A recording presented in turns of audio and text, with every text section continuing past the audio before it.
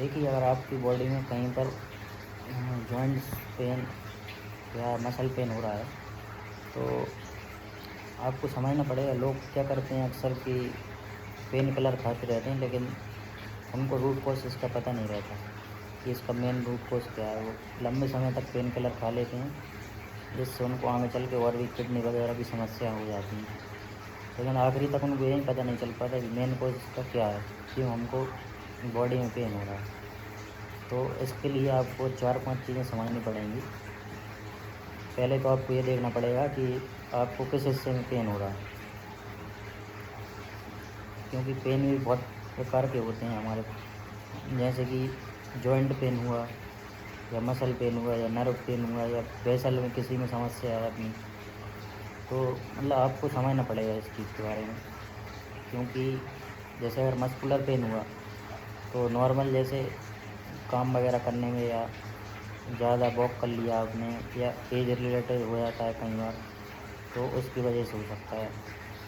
और ये तो नॉर्मल होगा, मसल पेन तो बहुत नॉर्मल होता है। ये आप इसके लिए कोल्ड या वार्म थेरेपी कर सकते हैं, तो उससे ठीक हो जाता है, या फिजियोथेरेपी से ठीक हो जाता है। लेकिन जहाँ आपको अगर नर्व पेन हुआ, तो वहाँ आपको नमनेस एंड टिंगलिंग की फीलिंग आएगी, यानी आपके हाथ पैर में झुनझुनी टाइप की आएगी और सुन्नपन महसूस होगा आपके शरीर में।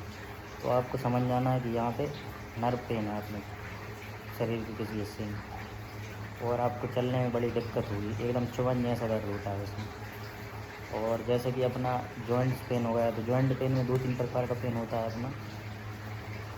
जैसे आपको किस जॉइंट में पेन हो रहा है, यानी कि अपना पटेला जॉइंट होता है, जो कि घुटना या आपकी फिंगर्स में हो रहा है। कई बार गोल्ट रहता है गठिया, उसकी वजह से फिंगर्स में पेन होता है, उसमें इन्फ्लेमेशन हो जाती है फिंगर्स में। और एक यूरिक एसिड बढ़ जाता है, तो उसकी वजह से गोल्ट हो जाता है इसमें। और जैसे आपको घुटने में अगर दर्द हो रहा है, तो उसका 2-3 कारण रहते हैं। जैसे ऑस्टियोआर्थराइटिस हो सकता है आपको, या रूमेटॉइड आर्थराइटिस हो सकता है, या एज रिलेटेड भी हो सकता है। अब ऑस्टियोआर्थराइटिस क्या होता है? ऑस्टियोआर्थराइटिस मतलब धीरे धीरे एज के साथ साथ आपका कार्टिलेज जो है, और आपका जो अंदर जॉइंट में जो ग्रीस रहता है, जिसको साइमोनल फ्लूइड कहते हैं, तो वो कम हो जाता है, और कार्टिलेज आपका धीरे धीरे डैमेज हो जाता है। उसकी वजह से अर्थराइटिस हो जाता है, ऑस्टियोआर्थराइटिस। और कई बार लेडीज़ में देखा गया है एज के साथ साथ, जैसे जो 50-60 प्लस एज की लेडीज़ होती हैं, फीमेल होती हैं, तो उनमें कई बार ज़्यादातर मतलब इंडिया में तो बहुत 80% फीमेल में 40-50 के बाद कैल्शियम की कमी आ जाती है, और हार्मोनल डिक्रीज़ हो जाते हैं उनके बॉडी के।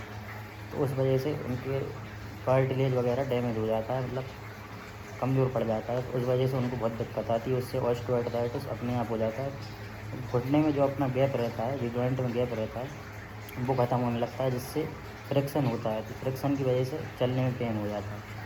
और अगर रूमेटॉइड आर्थराइटिस है, तो उसमें और इसमें डिफरेंस ये होगा कि उसमें आपके कई सारे जॉइंट इन्वॉल्व होंगे शरीर के दोनों तरफ, मतलब दोनों घुटने में आपको पेन होगा। और अब जब आप उसका एक्सरे करवाएंगे, तो उसमें आपको दिखेगा कि अपना आर्थराइटिस में, ऑस्टियोआर्थराइटिस में आपको गैप कम, थोड़ा गैप दिखेगा, लेकिन रूमेटॉइड आर्थराइटिस में आपको बिल्कुल ही गैप नहीं दिखेगा। इसमें कार्टिलेज डैमेज नहीं होता, इसमें अपना ही शरीर अपने घुटने को डैमेज कर देता है, यानी ऑटो इम्यून डिसीज़ रहती है अपनी रूमेटॉइड आर्थराइटिस। तो इसमें एक टेस्ट भी होता है, आर फैक्टर, उससे भी पता चल सकता है। वहाँ की CRP वगैरह होता है, तो वो भी आप देख सकते हैं।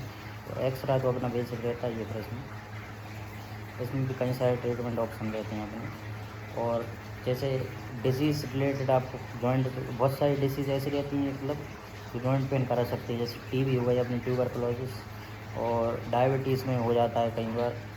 इसके बाद कैंसर में, जैसे अगर आपको कहीं गठान है, लिम्फ वगैरह है, या ट्यूमर हुआ है, तो उस पर्टिकुलर एरिया में पेन हुआ, तो उससे आप समझ सकते हैं कि हमको कहाँ पर पेन हो रहा है। और अपना इसके बाद एक पेन रहता है अपना वेसल्स, यानी कि अपना जो शरीर की वेसल्स, यानी आर्टरी और वेंस रहती हैं, तो उनमें कई बार लिम्स में, मतलब लोअर लिम्स में, अपना लेग वगैरह में कई बार हो जाता है कि जैसे डीप वेन थ्रोम्बोसिस हो जाता है इसमें, यानी कि कहीं क्लॉट बन जाता है वेन में, तो इसमें ब्लड सर्कुलेशन नहीं हो पाता, तो इस वजह से पेन हो जाता है।